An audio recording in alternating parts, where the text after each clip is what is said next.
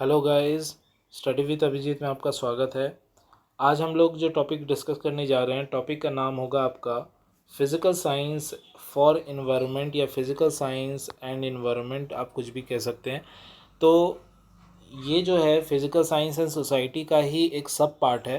तो आज हम लोग इसे डिस्कस कर रहे हैं। तो चलिए वीडियो शुरू करते हैं।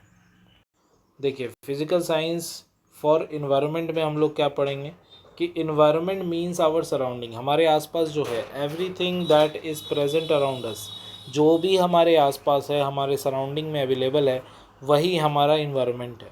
इसके अंदर क्या क्या आता है, जैसे एयर हो गया, वाटर हो गया, soil, sun, moon and other thing like plant, animal, river, mountain, desert and ocean, ये सब कुछ हमारे सराउंडिंग में है और हमारे आसपास उपलब्ध है, प्रेजेंट है। तो यही हमारा इन्वायरमेंट है।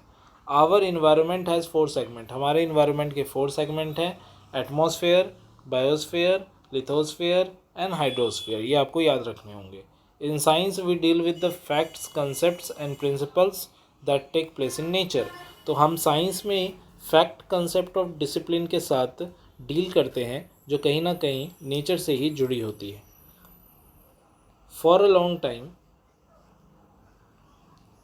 long time, human being remained the part of the natural system and were not able to tinker with it.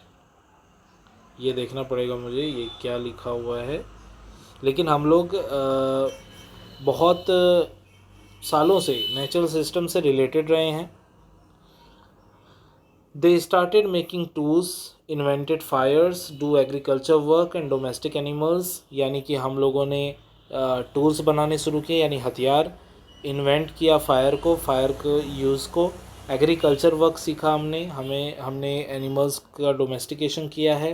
Eight this stage human are dependent so much on agriculture that they could be called agriculture being, यानी हम लोग agriculture पे इतने dependent हो गए कि अब हमें एग्रीकल्चर बिंग भी कहा जाता है। लेटर, उसके बाद later they started using the nature and it resource according to their own demands and this development transformed human into industrial being.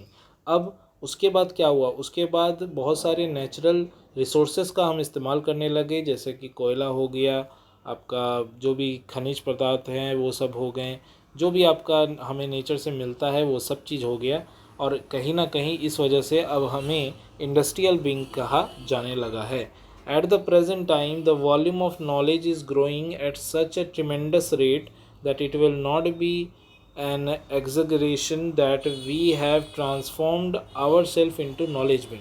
अब प्रेजेंट में क्या चल रहा है कि अब हम लोग इतने नॉलेजेबल हो चुके हैं, हर जगह से इतना नॉलेज गेन कर रहे हैं कि अब हमें नॉलेज बिंग भी कहा जाने लगा है। Bye there activities human brought about changes in the environment and these activities have resulted in pollution of environment।